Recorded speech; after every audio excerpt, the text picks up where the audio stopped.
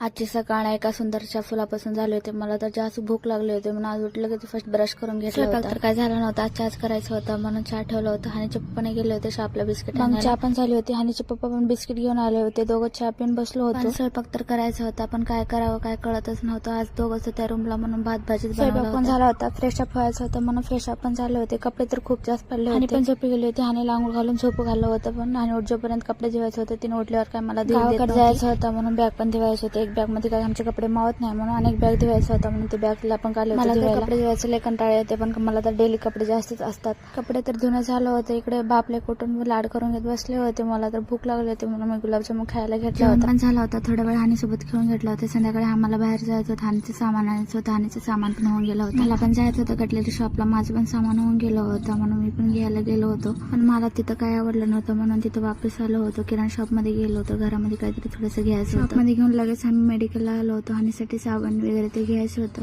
आम्ही रूमला आले होते पण रूमला आल्यानंतर बॅग पॅकिंग करायचं होतं. एक दिवसाचं पहिलंच करायचं होतं. मला जायच्या दिवशी काय होत नव्हतं पॅकिंग म्हणून आजच करून ठेवले होते.